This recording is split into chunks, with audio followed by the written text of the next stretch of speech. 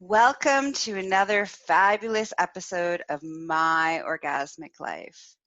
And I'm excited to talk to you today about, first of all, two things. One, this episode is brought to you by ticklelife. Tee-hee. Second, I would really like it if you could support me in this adventure as you go forward listening to this epic show. Join my Patreon. That helps to support the cost of running this show. All right, so now full disclosure. I give you something, I'd like to receive something from you guys, all right? I would like some kind of support, whether that's Patreon, whether that's liking, sharing this podcast with somebody else, giving me testimonials, some way of contributing back to me as I contribute to you. All right, now that we got that out of the way, let's lean into our topic today. I want to talk to you about why women manipulate. So, and when I say women, I mean anybody who identifies as female. And there's a reason behind this. So when I talk about manipulation, there's all sorts of different levels of manipulation. There's manipulating with our sexuality. There's manipulating to get what we need. Most of the time when people manipulate, it's usually out of a need for survival. And so I want to talk to you about, I want to give you a little bit of a herstory lesson, all right, of why on a deep DNA level, women use whatever they have at their disposal as a manipulation tactic instead of just communicating and being able to be straight up and say, this is what I want, and this, can you do this or you can't do this? And I think once you understand this concept, whether you happen to be a woman, it'll give us an opportunity for us to look at how all the ways in which we show up and we manipulate others around us. And if you happen to be spending time with women, you'll start to realize, oh, that's the motivator behind it. It's not just out of this pure,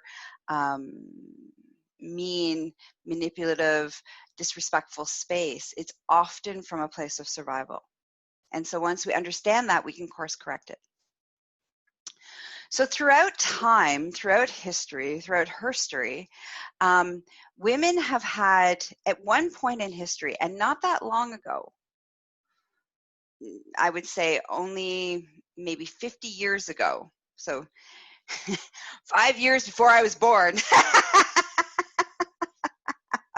That's right, I'm 45.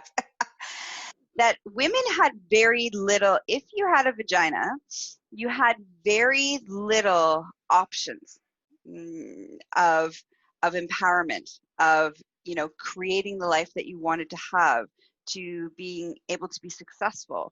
And the further we go back in time, once we hit patriarchal society, we had even less. So at one point, and not that long ago, we had three options. If you're a woman, you could, 1, become a prostitute, sex trade worker. 2, become a nun. That's not much fun. 3, get married. So we had 3 options for our survival. And I'm talking about our survival, like actual survival, being able to eat, being able to have a roof over your head, being able to actually be safe in any capacity whatsoever. And so when we drop into understanding that generation after generation after generation of women, we have been taught that the only way that we are going to get any kind of power for our own survival is to utilize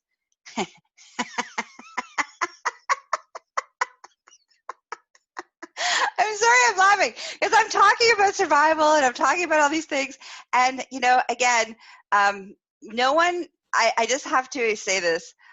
Yes, let's just get it off the table. Yes, I have beautiful breasts and we don't need to talk about them because this is not appropriate. This is not the appropriate forum to talk about them. Okay? All right. Thank you. Moving on. Right? See, I could utilize my breasts as a manipulation tactic if I wanted to get you to buy something or do something that I wanted you to do. But I'm trying to move from a non-manipulative way and not use my boobs as a way to manipulate others, or sexuality to manipulate others. Okay? All right, so let's drop back into that. All right, so where was I? Oh, so for women, we had only 3 options: being a nun, getting married, and being a sex trade worker. And so when we pass that along generation after generation after generation, now luckily, if you happen to live in North America and you are not in a state of poverty, then we have, as women, we have more opportunities. We have more options, so that we don't actually need to utilize those skill sets of survival using manipulation to survive. We don't need to do that anymore. But it's so ingrained in watching our mothers do it and watching our grandmothers do it and watching all the women as we grew up learning how to subtly to overtly manipulate others to get our needs met.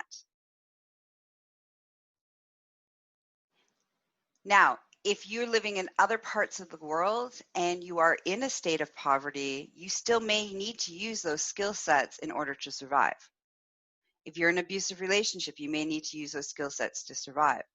And that's the sad part of this, is that, you know, wouldn't it be amazing to live in a world where everybody was equal, where everybody had opportunities, where everybody was allowed to be who they wanted to be and had all the possibilities available to create the life that they want to have, and that they didn't need to use their sexuality to get what they needed, and they didn't need to use subtle to overt manipulation tactics to get their needs met, so that they knew that they could have a roof over their head and that they were fed and that they were going to be safe from physical injury. Wouldn't that be an amazing world to live in? I would really love to live in that world. That's why I'm having this conversation, so maybe we can start to help for us all to live in that world. So that's the core, and the core reason why, as women, we manipulate. It's not typically from a malicious place. It's from a survival place and from an automatic response. So here's a great example. If, as a woman, I were to just be straight up and say, hey, this is what I want. Now, that'd be great if I was allowed to do that. But imagine a world, which was not very long ago, and in some parts of the world is still going on, that if I were to ask for what I wanted, I could have been slapped across the face or beaten to an inch of my life, because I had an opinion that was different from a man who was standing beside me. And if I needed to protect my children and wanted my children to have what I needed them to have, and I could just say, hey, to my partner, to say, hey, yeah, I think this is what we need to do, and this is what's in the best interest of my kids, and I was allowed to do that, I wouldn't need to manipulate. I could just say what I needed to do. But in a society, like I said, which in some places in the world and in some situations are still this is still exactly what it is. For me to actually get my needs met, I would have to manipulate, because if I didn't manipulate and push and make it, plant the seed and stroke the ego and use my sexuality and all of these skills that were the only skills that I had at my disposal, if I didn't do that, I would be chastised, hit, abused, cut off, sold, all of these things. Well, guess what? You're going to learn really quickly how to get your needs met, not just for survival, but also for how do I, expand my repertoire? How do I get a little bit of power? How do I get a little bit of control over my own life? So That's the reason. That's the root reason. Now, that doesn't mean that it's okay. And that doesn't mean that we should support manipulation. And that doesn't mean that any relationships that can be healthy are moving from a place of manipulation. But I think it's important for us to understand where it comes from and why it comes from. Thanks. I'm glad you're loving this, Leslie. That's awesome. So let's talk about how can we course correct this? How can we change the narrative from for women and make it safe for women and make a society where across the board, across the world, where it's safe for women to be able to communicate clear, clean, and efficiently. And to basically empower them and allow us space to be empowered, to be who we are, and to move in the world, and to not be objectified, not to be sexualized, not to be property, all of these things. Well, the first thing is that as women, we need to change how we move in the world. We need to be brave where it's safe to be brave. Okay. And I really recognize that there's still spots and places and experiences and relationships and places in even in our North American culture where it's not safe to do so. So it's important that, you know, this is where you're in an environment. Please, if you can, get to a safe environment. Do what you need to do to get to a safe environment. Okay. So I'm acknowledging that. It's really important. In order for us to create that world, everybody needs to start looking at why violence and abuse and domestic violence and domestic abuse, and we all need to start looking at that narrative and start changing those situations. We need to look at our education, and we need to poverty, and we need to look at all those things, all right? That's a bigger conversation for a different time, right? But for now, let's just start with, let's start as women to start to observe how, as a default, we manipulate others around us. That what we say is not what we mean. What we do is not, and how we show up in the world is not with the intention of what we're presenting. So it's really, really important for us to really start to acknowledge that and really be clean with that.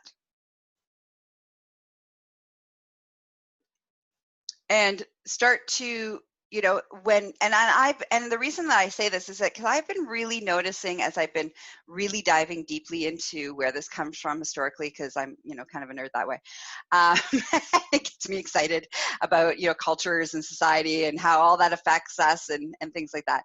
And so I've been diving really deeply into, you know, the history of women and you know, studying her story for a very long time. And so I decided over the last month or so, I was going to be like, oh, where are the places that I show up still, even though I know all of this? Where are the places that I show up where I'm not authentic, where I'm using my cleavage, for example, as a manipulation tool, where I am, you know, utilizing saying, you know, a cute tone so that I diffuse the situation, so I'm cute and adorable, so therefore I'm not a threat. Like, what are all the ways and what are all the tools around in which I manipulate the people around me, not even thinking about it, but just as a byproduct of what I've been taught. And it's been really fascinating to see all the places where I don't actually am with the people who I don't actually need to. You know, I have some spectacular people in my life. My A team is awesome. People in my life, I can be straight up, honest, clean, raw. I don't need to be anything other than what I am. And yet, there's still that deeply ingrained piece around what I learned and to survive from generations and generations and generations and generations of women learning how to survive. So it's really fascinating when I start to observe that. And what I've found is as I observe it, I'm like, oh, okay.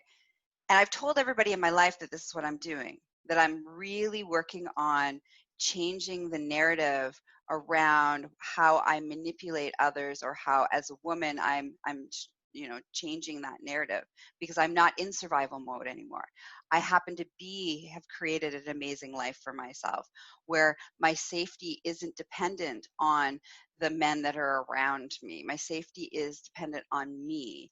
My financial stability is dependent on me. I've been able to create a life that is filled with safety. And so I don't need to move from that survival perspective. So what's happened is that I'll be cutesy in my, like, using my manipulation tactics that are so ingrained into who I am. And they'll be like, wait, actually, that's not my intentions. I'm sorry. Here, this is what I want. This is why I want it. This is my motivator. And each time I do that, I change the pattern within myself. And also the people around me really appreciate that. They're like, all right, thanks. And it gives them the opportunity to be like really straight up and clean and clear. And so that all of our intentions are above board. So that's one way. Okay. So that's for us as women, what we can do. For everybody who doesn't identify as women who are listening to this, you know what you can do?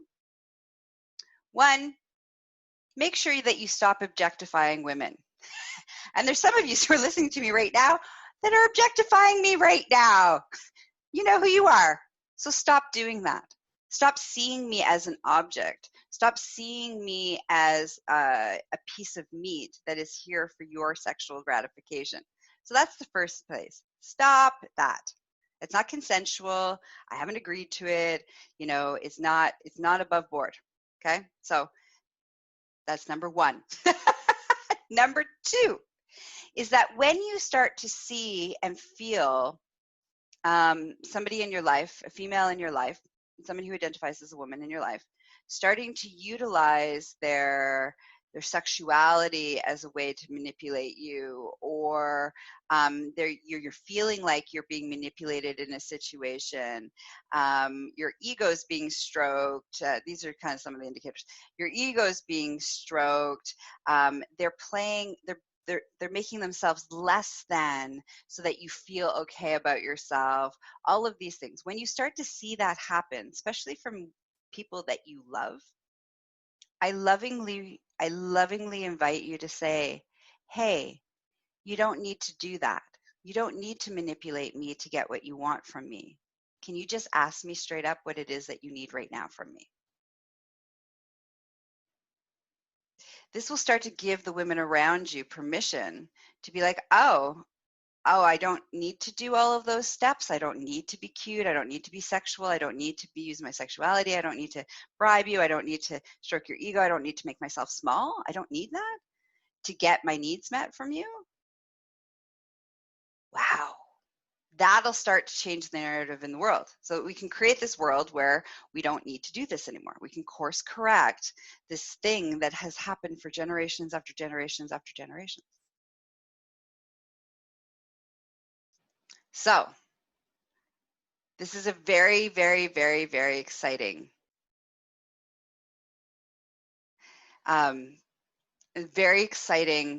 conversation for us to have. And it's very important for us to lean into this. All right. So I hope you learned lots. I hope you're like, oh, okay, this is what's going on. How each one of us can change this narrative so that we don't need to move in this world where it's subterfuge and manipulation and out of survival, and also feeling like you're getting conned. That doesn't feel good either. It doesn't feel good to be on either side of that. It doesn't feel good to feel powerless, and my only option is to utilize what I have to manipulate to get my needs met, because I feel like I don't have any other options. And it doesn't feel good to be on the receiving end of that. I feel conned and manipulated, and that feels icky too. So let's change that. Let's create a world where we don't need to live in that place, that we can live in a world where everybody's equal, everybody has their own say, everybody gets to contribute and engage with people in a way that they want to, that is based on consent, which is based on respect, which is based on safety. Okay? So that's what I want to leave you with.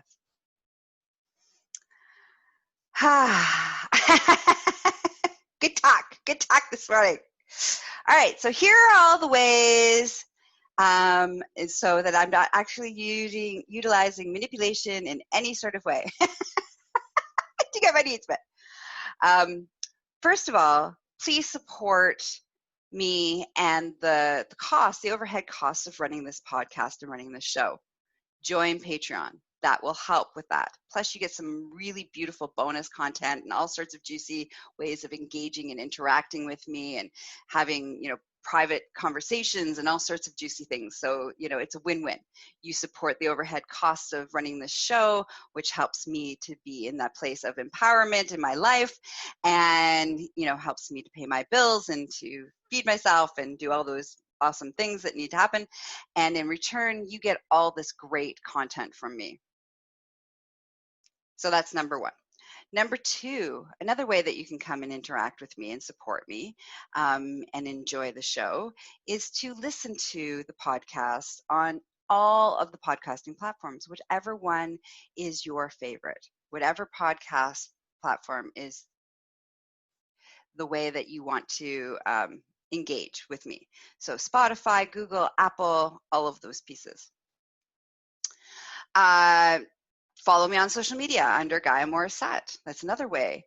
Send me some testimonials. Like if you're like, wow, this really changed my life. I want to hear it. This helps me show up for you guys. It helps me to be like, oh, that's good that somebody's listening. Right? So that makes me feel good. Helps you feel good, makes me feel good. If I help you feel good, let me know, okay? And you can visit me for any private one-on-one coaching. You can come see me and courses, all sorts of awesome things that I have going on at succulentliving.com. And and this fall, I have some exciting news. This fall, I have 2 exciting opportunities. And this is for everybody who identifies as female, okay? So first of all, I have a course that I'm developing right now called Manifesting Your Dream Relationship or Relationships. And we dive deep into how Hollywood, romance novels, society have affected our love and our sex beliefs and our relationships beliefs that may not be healthy and may not be serving you, which may be the problem with why you've been struggling with having the relationships, your dream relationship or relationships that you desire. So that's very exciting. So if you're interested in that, private message me. And then I'm also with a great co-host of mine and colleague and bestie, actually, Dana Ferhan. She and I are developing this incredible experience called Inner Goddess Activation. It's a full day experience. So, we're focusing on reconnecting to your divine feminine within, activating your feminine powers and then being empowered in your feminine and allowing your voice to be heard. So it's going to be epic. Again, you're interested in that? Please private message me and I'll get you on the list for all the details. All right. So that's it. That's all. I love you all. Thanks for spending time with me. Thanks for listening. And I hope your day and your weekend is filled with wonderful pleasure possibilities and really straight up honest conversations with people. All right. That's it. That's all. Mwah. Bye-bye.